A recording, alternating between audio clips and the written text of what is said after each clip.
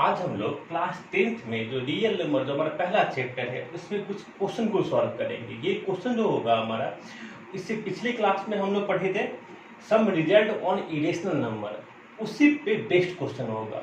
Some result on irrational number, irrational number का कौन सा रिजल्ट हम लोग पिछले क्लास में जो पढ़े थे उसमें ये कह रहा था कि a p be a prime number, कह रहा था पी क्या है हमारा प्राइम नंबर है and a be a positive integer, a क्या है हमारा पॉजिटिव इंटीजर है।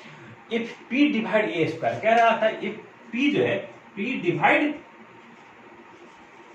डिवाइड्स ए स्क्वायर, p हमारे ए स्क्वायर को डिवाइड करेगा then p divide a also, then p divides a. यही इसी को हम लोग प्रूफ किए थे, जहां पे हमारा क्या था याद कीजिएगा, पिछले क्लास में प्रूफ किए थे इसको, जहां पे p क्या है हमारा प्राइम नंबर है, a क्या है हमारा पॉजिटिव इंटीजर है, जिसमें कह रहा है कि p divide a square, p हमारा ए स्क्वायर को डिवाइड कर रहा है, then p divide a also, p हमारा a को भी डिवाइड करेगा। इसी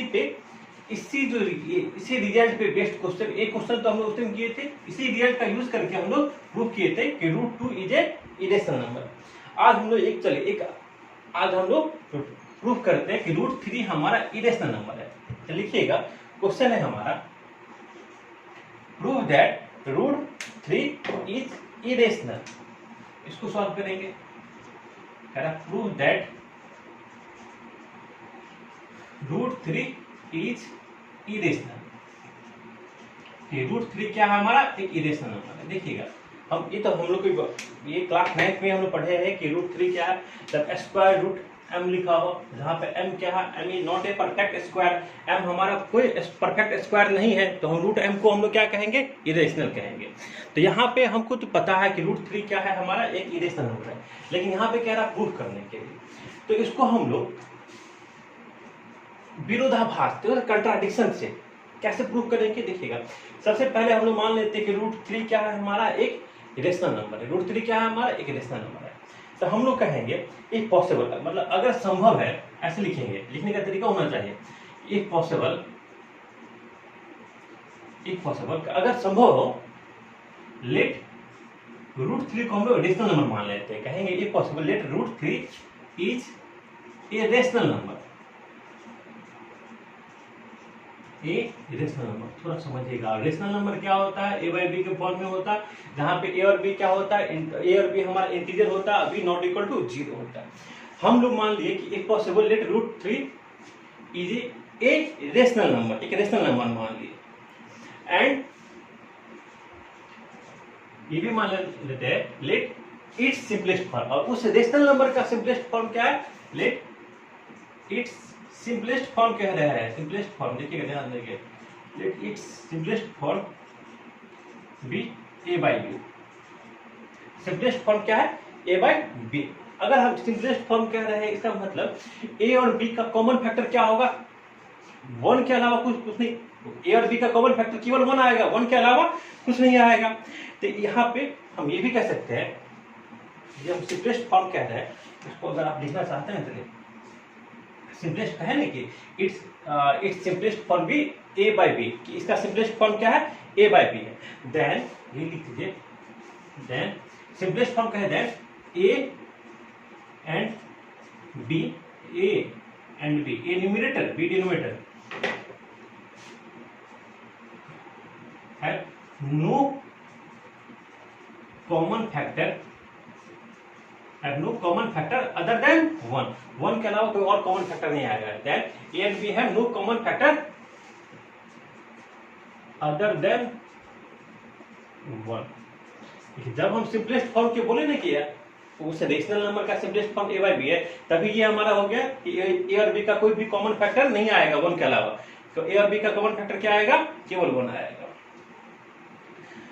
अब देखिएगा, एंड चलिए इसी में लिख दीजिए, and b not equal to 0, और या आप ये हाँ यहाँ लिख देते हैं, क्लियर, क्योंकि ये भी तो बताना पड़ेगा ना कि भाई बी हमारा 0 नहीं होगा, क्योंकि बी 0 हो जाएगा तो वो हमारा रेशनल नंबर होगा ही नहीं।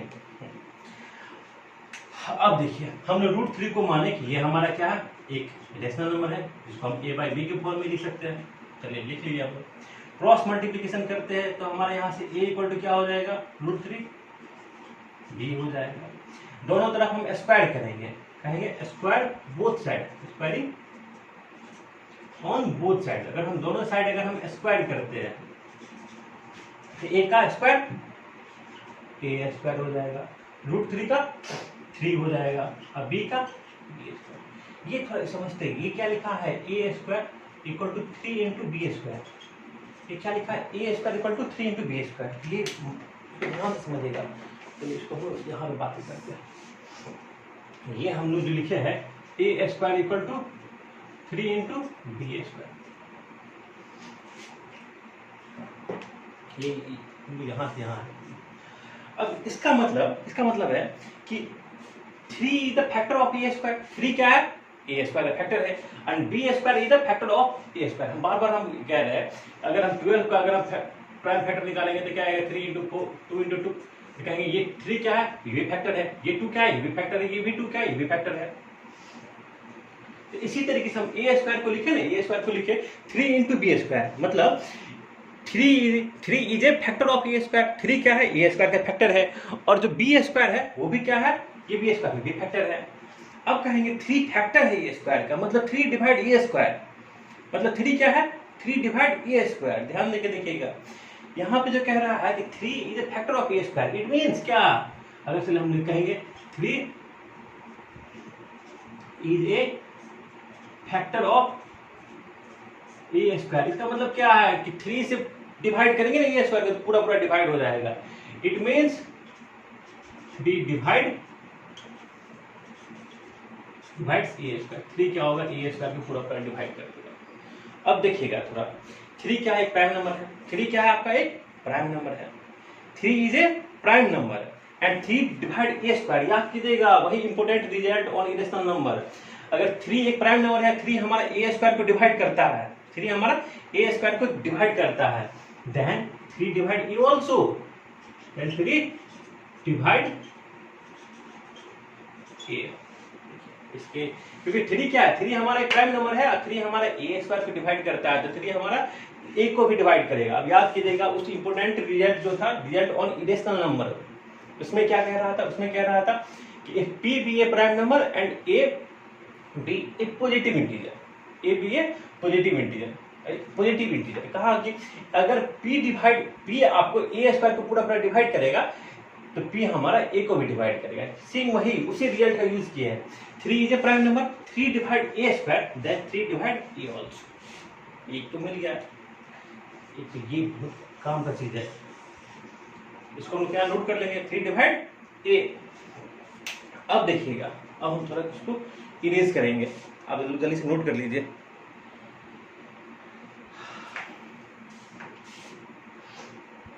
चलिए हम ये लेफ्ट साइड वाला इरेज कर रहे हैं, ध्यान से देखिएगा। अभी हम ऊपर तक छोड़ दिए,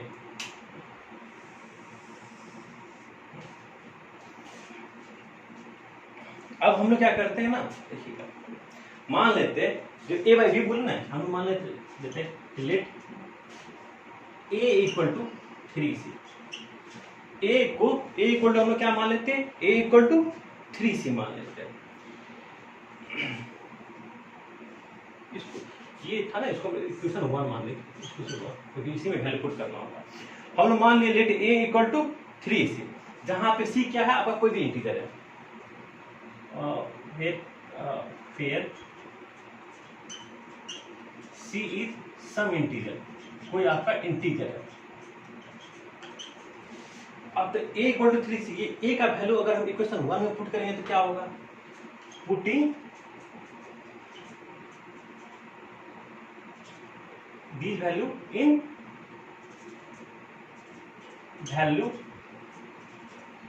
इक्वेशन फर्स्ट में जब ये वैल्यू पुट करेंगे तो देखिएगा क्या है। जब हम ए के जगह पे क्या रखेंगे 3c, तो ए स्क्वायर कितना हो जाएगा 9c square equal to 3 into b square. Cancel out करेंगे तो यहाँ से क्या हो जाएगा, b square equal to 3c square. इसका मतलब b square equal to 3 into c square. देखिएगा यहाँ से ध्यान से देखिएगा, तो 3 ये फैक्टर ऑफ बी स्क्वायर, 3 क्या है, बी स्क्वायर फैक्टर है, और सी स्क्वायर क्या है, ये भी फैक्टर है। यहाँ पे वही सेम बात, 3 is the factor of b square. It means इसका मतलब क्या है, 3 डिवाइड्स बी स्क्वायर। 3 क्या होगा, बी स्क्वायर को डिवाइड करेगा, फैक्टर है तो मतलब डिवाइड करेगा, पूरा पूरा एग्जैक्टली डिविजिबल है। Then 3 divide b, 3 divide b square, उसी का रिजल्ट का यूज करके 3 डिवाइड हमने बी लिख दिया। अब देखिएगा हम लोग बोले थे कि हमारा ये जो एक रेशनल नंबर है जो कि a बाई बी के फॉर्म में है, जहां पे ये क्या सिंपलेस्ट फॉर्म, जहां पे a और b का कोई भी कॉमन फैक्टर नहीं है, 1 के अलावा कोई और कॉमन फैक्टर नहीं है, no common factor other than 1। लेकिन यहाँ देख रहे हैं a हमारा 3 से भी डिवाइड हो रहा है, b और b भी हमारा 3 से डिवाइड हो रहा है। इसका मतलब a और b का 1 के अलावा तो फैक्टर आ गया 3। इसका मतलब कहेंगे 3 the common factor of a and b।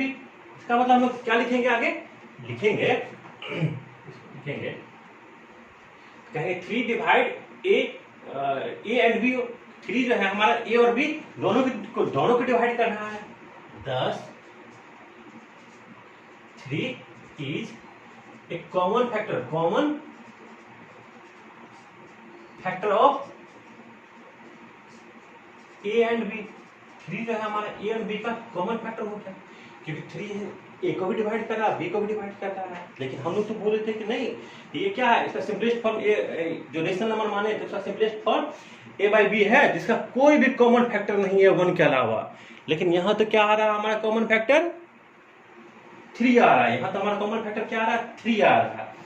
इसका मतलब ये हमारे हम जो माने थे कि हमारा √3 क्या है, एक रेशनल नंबर है, उसको कंट्राडिक्ट, एक विरोधाभास उत्पन्न कर रहा है।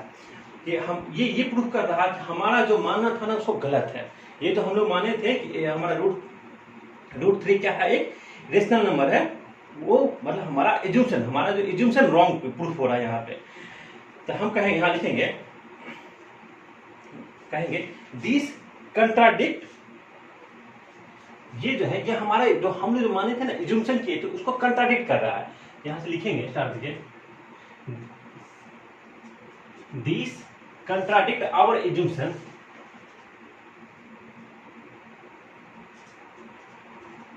this contradict our assumption, तो हम लोग माने थे that √3 is a rational number,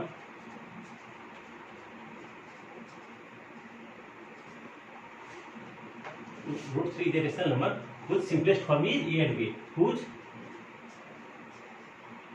simplest form is a by b and b।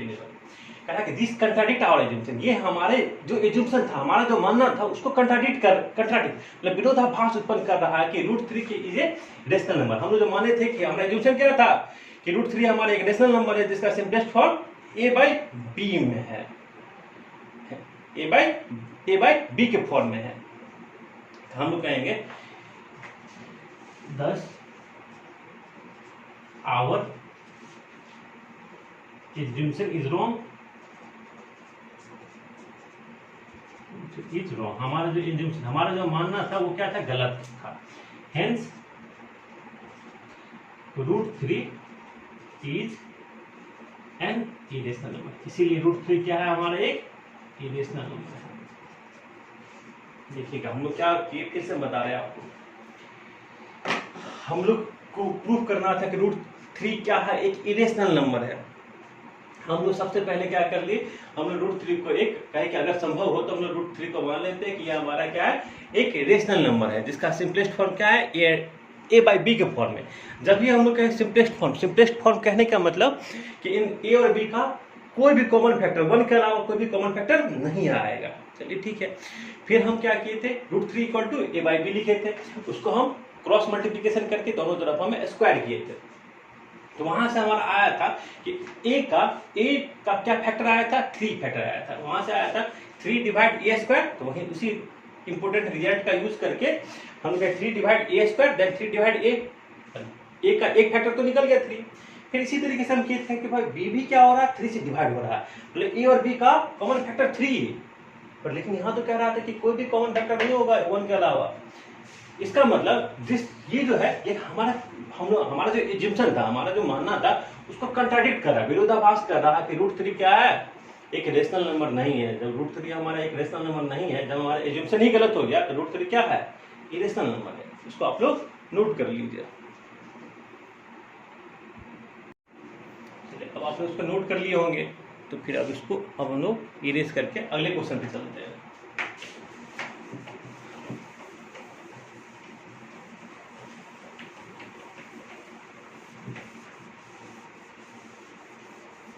अब जो हमारा अगला क्वेश्चन है उसमें क्या रहा है, प्रूफ करने के लिए कह रहा है so that 2√3 is irrational.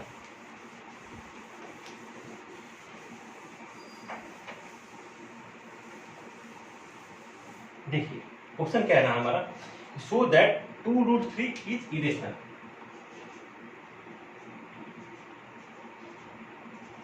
So that 2√3 is an irrational। कह रहा है कि 2√3 क्या है, एक इरेशनल नंबर है, हमको प्रूफ करना। देखिए इस टाइप का जो क्वेश्चन होगा ना उसको हम लोग कंट्राडिक्शन जो हम लोग बार बार कह रहे हैं विरोधाभास क्या है, विरोधाभास है कि पहले हम इसको मान लेंगे रेशनल, फिर देखेंगे कि हमारा अपना ही एजम्पशन गलत हो गया, हम लोग जो माने उसी को लास्ट में हम लोग गलत प्रूफ करेंगे, फिर हम लोग जब रेशनल नहीं रहा तो क्या रहा, इरेशनल। इस तरीके से तो सेम इस टाइप का जो भी क्वेश्चन होगा ना उस सबको हम लोग पहले हम लोग मानेंगे कि नहीं 2√3 क्या है, हमारा एक रेशनल नंबर है, फिर बाद में उसको फिर लास्ट में कहेंगे कि हमारा एजम्पशन ही गलत है, तो फिर ये रेशनल नहीं है तो इरेशनल। देखिए कैसे बनाएंगे इस सब क्वेश्चन में भी कहेंगे, मान लेंगे लेट अस एज्यूम, हम लोग एज्यूम कर लेते हैं, let us assume 2√3 is a rational number.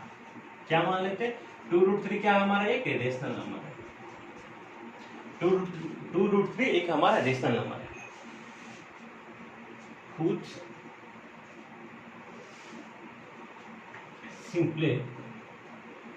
simplest form is a by b, फिर b नॉट इक्वल टू 0। देखिए हम मान ली कि 2√3 क्या है, एक हमारा रेशनल नंबर है जिसका सिंपलेस्ट फॉर्म क्या है, a by b है, जहां पे b हमारा नॉट इक्वल टू 0 है। तो अब देखिएगा सिंपली, देखिएगा यहाँ पर हम वही लाइन फिर नहीं लिख रहे, जब कहा सिंपलेस्ट फॉर्म ए और बी का कॉमन फैक्टर 1 के अलावा कुछ और नहीं आएगा, 1 ही आएगा, मतलब ए और बी हमारा को प्राइम नंबर है, ये भी कह सकते हैं। तो चलिए हम आगे यहाँ पे हम लोग जब भी माने कि 2√3 ए बाई बी का फॉर्म है, ए बाई बी लिख दिए। अब देखिएगा तो यहाँ से √3 इक्वल टू क्या आ गया, ए बी ए इंटू 2b, ये जो 2 था यहाँ मल्टीप्लाई था, यहाँ आगे क्या हो जाएगा 2b। अब देखिएगा अब हम कहें कि 2√3 को हम लिख दिए ए बाई बी के फॉर्म में लिख दिए, 2√3 को ए बाई बी, यहाँ से √3। अब देखिए ए और बी हमारा क्या था, जब भी हम बोले ना कि ये रेशनल नंबर, तब ए बाई कहते हैं कि ये रेशनल नंबर है, इसका मतलब यहाँ पे क्या कि a and b are some integer, a and b are some integer but b not equal to 0, but b not. A और बी हमारा क्या है, इंटीजर है, और 2 क्या है, ये भी हमारा इंटीजर है, ये 2 क्या है, ये भी हमारा इंटीजर है। ए भी इंटीजर है, बी भी इंटीजर है, 2 भी इंटीजर, तो ये पूरा क्या है, पूरा कोई तो इंटीजर ही, मतलब देखिएगा ध्यान से देखिएगा, ये ए बाई बी के फॉर्म में है, और ये क्या है, इसका न्यूमरेटर इंटीजर है, डिनोमिनेटर भी इंटीजर है, और डिनोमिनेटर को 2 से मल्टीप्लाई किया है, फिर भी तो ये एक रेशनल नंबर के फॉर्म में ही है, फिर भी ये क्या है आपका एक रेशनल नंबर के फॉर्म में ही है। तो हम ये कह सकते हैं since a and b are integer, since a and b are integers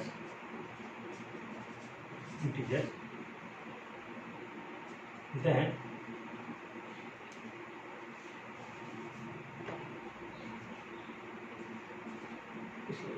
a upon 2b क्या होगा, एक रेशनल नंबर ही होगा.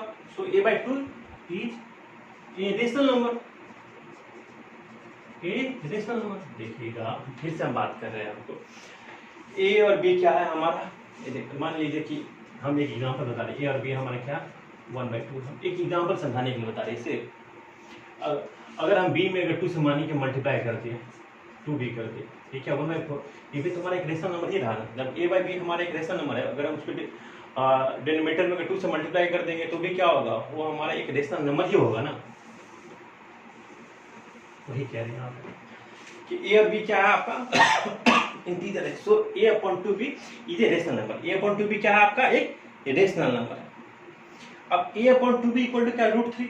इसका मतलब it means √3 is a rational number. कहेंगे जब a अपॉन 2b हमारा एक रेशनल नंबर हो गया, हम लिख सकते हैं यहां से 10 √3 इज ए. ध्यान से देखिएगा, हम लोग क्या किए, a बाई बी के फॉर्म में, तो a बाई बी क्या हमारा एक रेशनल नंबर है. हम a अपॉन 2b कहें कि a और b इंटीजर है, तो a अपॉन 2b भी क्या होगा, एक रेशनल नंबर होगा.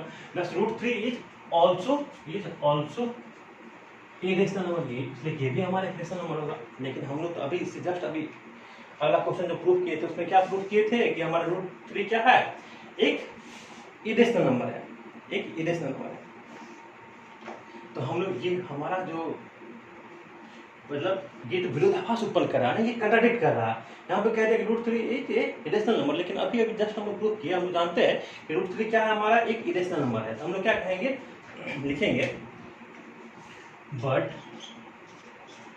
दिस कंट्राडिक्ट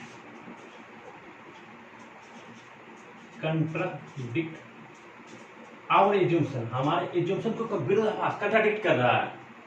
आवर एज्यूम्पशन हमारा एज्यूम्पशन क्या था कि √3 2 into √3 is a rational number. हमारा एज्यूम्पशन क्या था, 2 into √3 is a rational number. कह रहा है बट दिस कंट्राडिक्ट आवर एज्यूम्पशन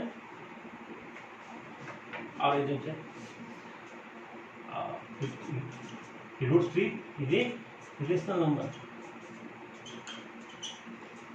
ये हमारे एज्यूम्पशन को कंट्राडिक्ट कर रहा है कि √3 क्या है, this but this contradict our assumption. So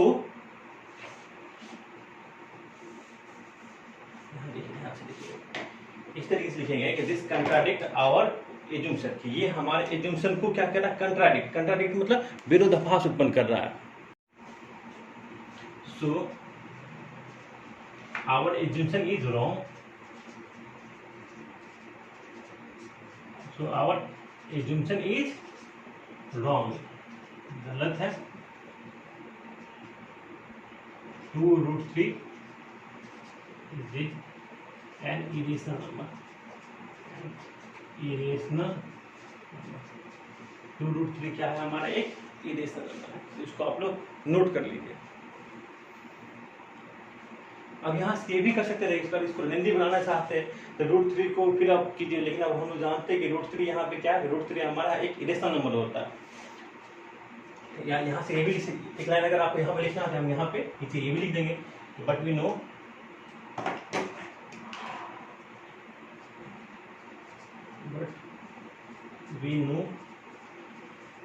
that √3 is an irrational number. But लेकिन हम लोग जानते हैं, क्योंकि इससे पहले हम लोग पढ़े हैं कि √3 क्या होता है, हमारा एक इरेशनल नंबर होता है. इसलिए क्या है, दिस कंट्राडिक्ट आवर एज्यूम्पशन, इसको आप लोग नोट कर लीजिए. अब हम लोग इसको इरेज करते हैं और हम लोग नेक्स्ट क्वेश्चन पे चलते हैं.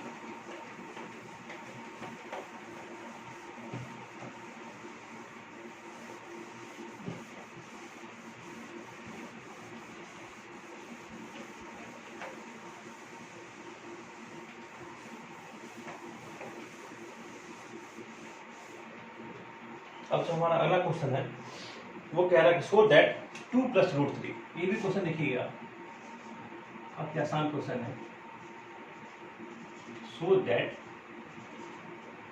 2 + √3, अभी हमने 2 × √3 वाले बात किए थे, ये कह रहा है 2 + √3 is an irrational number, is an irrational number. यहां पे कह रहा है आपको प्रूव करने के लिए 2 + √3 इज एन इरेशनल नंबर। इसको कैसे बनाएंगे? इसमें भी हमें पहले एज्यूम कर लेंगे, कहेंगे कि let us assume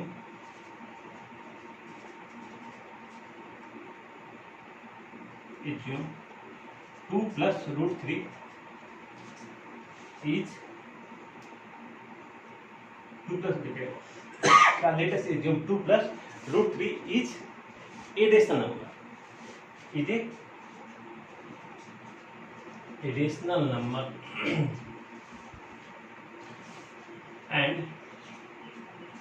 its simplest form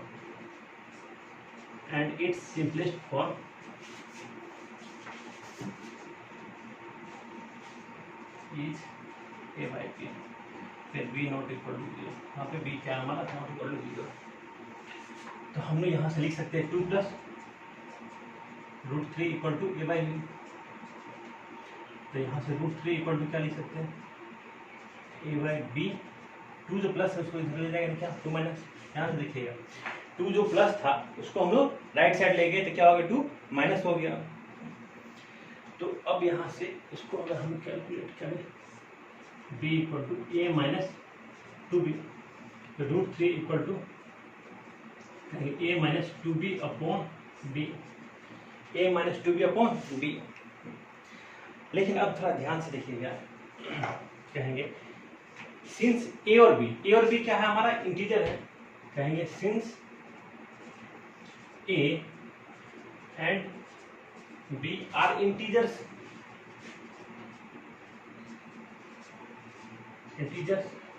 इसलिए चूंकि a और b क्या हमारा इंटीजर है, इसलिए a - 2b अपॉन b, ये पूरे नंबर की बात कर रहे हैं, a - 2b upon b is a rational number, तो ये अपॉन ये क्या आपका एक रेशनल नंबर, ध्यान से देखिएगा, कहा कि a और b क्या है हमारा इंटीजर है, तो a - 2b upon b, a - 2b upon b, ये क्या हो जाएगा एक रेशनल नंबर होगा।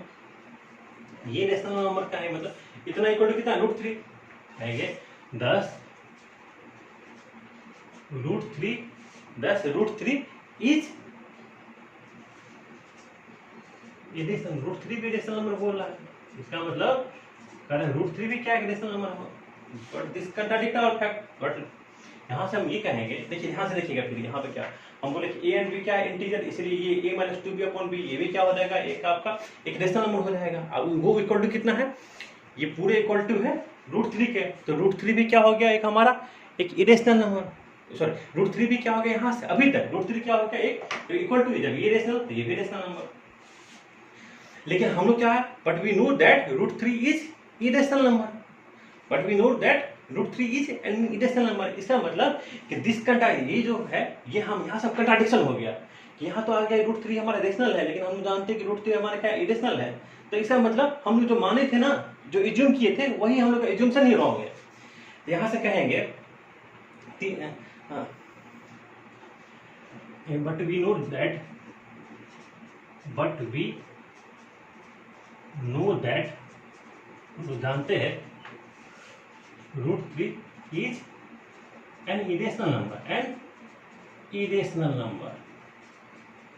लेकिन हम लोग जानते हैं कि √3 क्या है हमारा इरेशनल नंबर है। दिस